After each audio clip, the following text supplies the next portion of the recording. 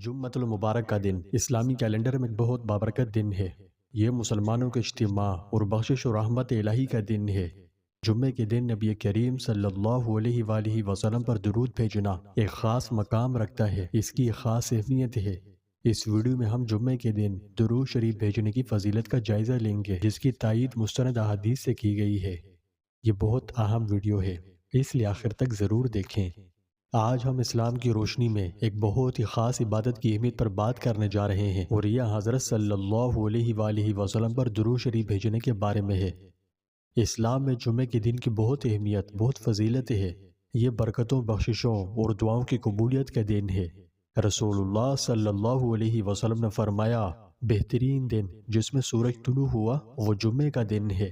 سورہ جمعہ آیت نمبر 9 اور 10 میں اللہ سبحانہ و تعالی نے فرمایا، اے ایمان والوں، جب جمعے کے دن جمعے کی نماز کے لیے اذان دی جائے تو فوراً اللہ کے ذکر یعنی خطبہ و نماز کی طرف تیزی سے چل پڑو، اور خرید و فروخت یعنی کاروبار چھوڑ دو، یہ تمہارے حق میں بہتر ہے۔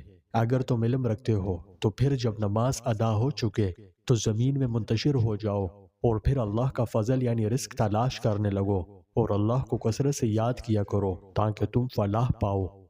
ایک حدیث شریف میں ہے، حضرت سلمان فارسی رضی اللہ تعالیٰ عنہ سے روایت ہے کہ رسول اللہ صلی اللہ علیہ وسلم نے فرمایا، جو آدمی جمعے کے روز غسل کرے اور حسب استطاعت طہارت کرے، تیل اور خوشبو لگائے، پھر اپنے گھر سے جمعے کی نماز کے لیے نکلے اور صفوں کے درمیان پرسکون بیٹھے ہوئے دو آدمیوں کے درمیان نہ گھسے، پھر نماز پڑھے جو اس کے لیے لکھ دی گئی ہے، پھر جب امام خطبہ دے تو خاموش رہے، تو اس کے اس جمعے سے دوسرے جمعے تک کے گناہ بخش دیے جاتے ہیں۔ سبحان اللہ۔ جمعہ ایک بڑا بابرکت دن ہے۔ اس دن ہمیں اپنے نیک اعمال میں اضافہ کرنے کی ترغیب دی جاتی ہے، اور اس میں نبی کریم صلی اللہ علیہ وسلم پر درود بھیجنا ایک منفرد اور اہم مقام رکھتا ہے۔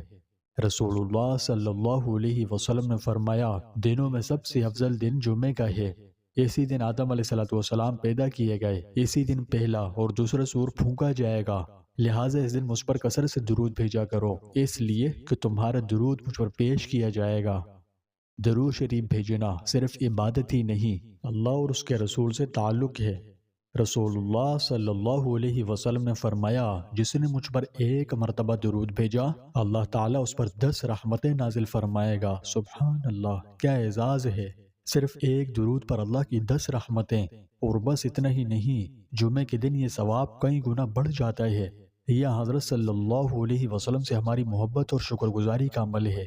ہر بار جب ہم درود پڑھتے ہیں تو ایسا ہے جیسے اپنے پیارے نبی صلی اللہ علیہ وسلم کی محبت کا دلی پیغام بھیج رہے ہوں، اور فرشتے فوراً حرکت میں آ جاتے ہیں، اور ہمارے ایک ایک درود اور سلام کو بمثل قیمتی جواہرات کے سمیٹتے اور اللہ رب العالمین کی پاک بارگاہ میں لے جاتے ہیں۔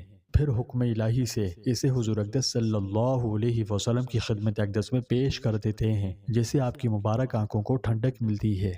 اس عمل کی برکت سے دل کو سکون ملتا ہے، مشکلات دور ہوتی ہیں، رزق میں برکت اور آخرت میں بہت سارا اجر و ثواب ملتا ہے۔ تو اب میں آپ کو یہ بتانے لگا ہوں کہ ہم اس مبارک دن کو مزید خاص کیسے بنا سکتے ہیں۔ آپ جمعۃ المبارک کی نماز کے بعد تھوڑی دیر درود شریف پڑھنے اور دعا کرنے کے لیے وقف کریں۔